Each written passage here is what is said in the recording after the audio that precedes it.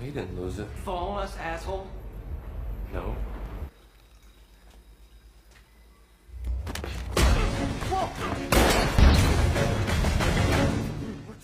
As the movie begins, Max Payne is struggling to surface an ice-crusted river. The film then cuts to 1 week earlier, where Max working as a clerk in the police department's cold case unit. He is obsessed with finding the killer who brutally murdered his wife, Michelle, and newborn daughter. Looking for new leads, Max crashes a party run by his snitch, Trevor Duncan, where he meets Natasha Sachs and her sister, Mona. Natasha and Max go back to his place where she wants to have sex and even offers to act as Max's deceased wife. An upset Max asks Natasha to leave, and while she is walking in an alleyway and talking to her drug dealer on the phone, she is hunted, attacked and killed by a mysterious flying entity. The next day, Max and his former partner Alex Balder investigate her murder. Alex reveals that Max's wallet was found at the crime scene and that Max is the prime suspect. Back in his office, Alex discovers that a tattoo of wings found on Natasha's arm is similar to the one on the arm of one of men he killed at the time of Michelle's murder. Alex tries to call Max to reveal what he's learned but gets his voicemail.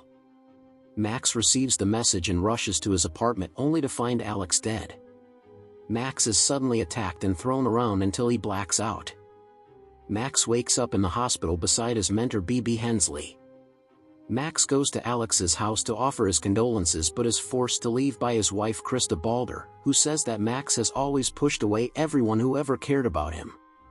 Later, Max again meets Mona Sachs, who believes Max killed Natasha, but Max convinces her that they are both looking for someone else.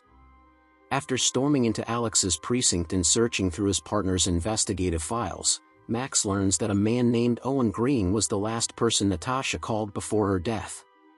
The scene shifts to crime boss Jack Lupino, who has become unstable and increasingly berserk due to addiction to the drug Valker.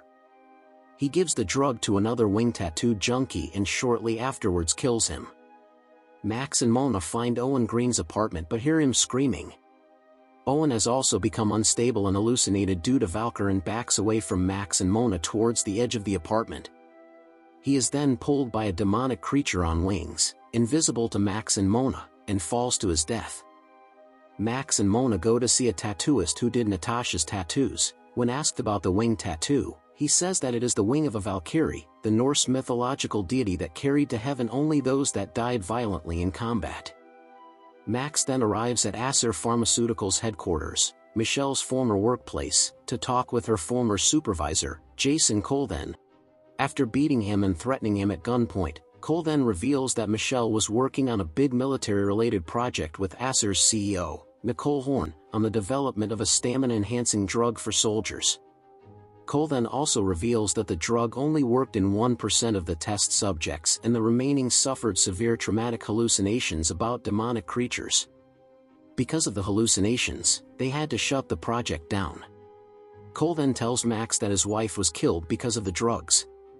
He says everything Max wants to know is inside an envelope Cole then has been carrying around. Coven's secretary alerts BB, the company's security chief, who summons an internal security team. As Max and Cole then attempt to leave, Max identifies himself as a police officer, but he is deliberately fired at by the security team. Cole then is deliberately killed to prevent him from revealing what he knows, but Max manages to escape with the envelope, in the middle of a shooting spree, not before a brief encounter with Jim Bravura, Ludacris, an internal affairs agent. Mona later finds Max in an abandoned warehouse, watching the video inside Colvin's package. It is revealed that Acer Pharmaceuticals was the company manufacturing Valker for the military.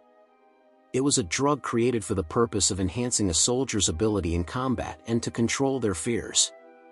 It is also revealed that, before becoming unstable and a rampage killer, Jack Lupino was a former sergeant who volunteered for Valker testing. In the video interview, Lupino stated that he felt invincible and suffered no side effects.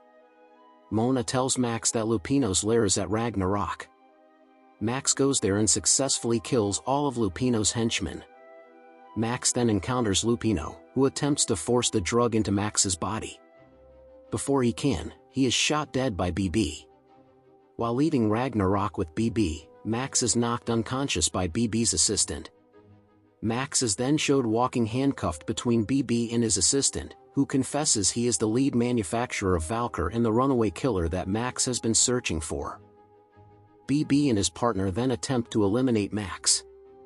BB tells Max that Michelle had figured out the issues with Valker and BB had to eliminate her so that the drug could be brought to market without any issues, making him look like a drug-addicted suicidal by slipping 2 vials of the Valker drug in his jacket pocket, and then attempting to drown him in a freezing river.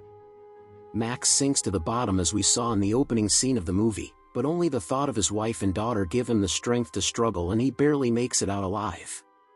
In order to combat freezing to death, he ingests the 2 vials of Valker that BB had earlier put in his jacket. The effects are felt immediately as he revives. His strength and anger are magnified, but he also hallucinates, seeing the demonic winged creatures, which are revealed to be the mythological Valkyries.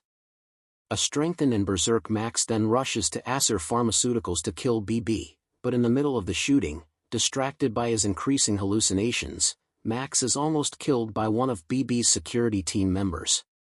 Mona arrives and saves Max. She offers to hold the rest off until he reaches his former mentor. BB has arranged a helicopter to evacuate him while his assistant tries to blow up the rooftop access with explosives. Mona fatally wounds the assistant, but he still manages to blow up the floor he is on. Max catches up with BB and, despite being shot twice, he shoots BB dead. Max then slumps near the edge of the building in the dark, snowy, cloudy city sky is now clearing up and the sun appears shining on Max's face.